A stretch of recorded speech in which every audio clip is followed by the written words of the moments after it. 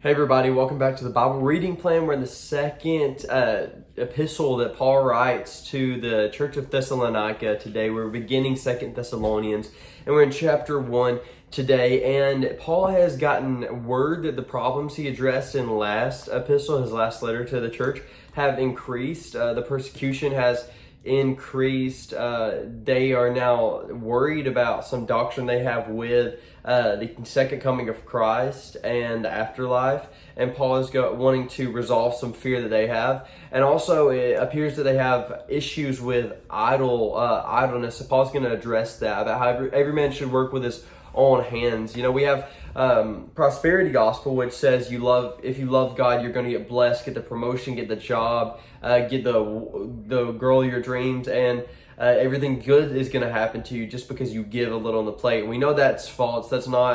That's a cheap gospel. But on the other spectrum, there's this poverty gospel, which I wouldn't say is as bad as the prosperity gospel, but it is this belief that we should just not have any money or strive to get any money, because the love of money is the root of all evil. So what that causes sometimes is the other extreme of that. Like, while we should hold our possessions open, we should give sacrificially, we should give in great amounts, we also have a duty to take care of our wives and our families.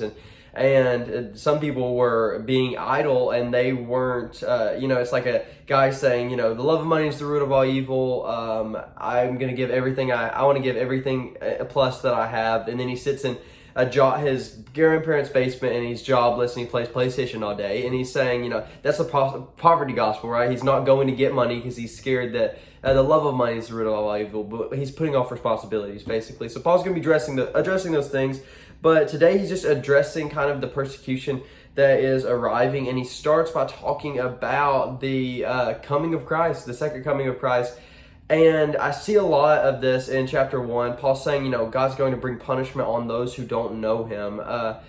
And the ones that will be with Jesus are the ones who chose to be with Jesus. C.S. Lewis says in his teachings that hell is a prison where the locks are on the inside. It's a prison locked from the inside out. That means, what he's trying to say there is that everyone who is in hell chose it in some way, saying they chose to not be with God. Jesus says, you didn't want me on this earth, so why would you want to spend eternity with me? There's a lot of these atheists who call Jesus names and say God, especially in the Old Testament, was a enter terrible word. And if they don't get saved and they get and stand before God, and they want to come in, God's gonna say, you didn't want me then, you're not gonna want me now. I invited you into this place.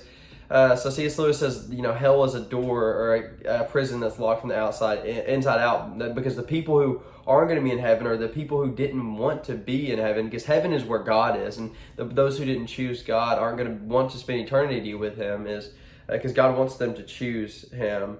And I love this verse as we end in verse 11. To this end, we always pray for you, that our God may make you worthy of his calling and fulfill every resolve for good and every work of faith by his power. And that just reminds us that we are not where righteousness comes from. It's from God, and we choose God. Our part is to choose God. Our part is to give ourselves to God, and he's going to make us righteous. He'll make us worthy of our calling. But guys, that's not just a one-time thing. But we have to, like we wake up and we give ourselves to our work, we give ourselves to our wife or kids or husband or, parents or whatever, just like we give ourselves to things every day. We have to wake up and give all of ourselves to God every single day. Give our time to God, give our money to God, give our love to God, our patience, our worries, our celebrations, our defeats. We have to give it all to God, and God's going to make us righteous. God's going to grow that inside of us. But yeah, just keep pressing towards the prize. Choose God every day. Choose the one who you're going to get to spend eternity with if you have faith in his work and through his son, Jesus. But thank you for joining me today in the Bible reading plan in 2 Thessalonians. I hope to see you tomorrow. Bye.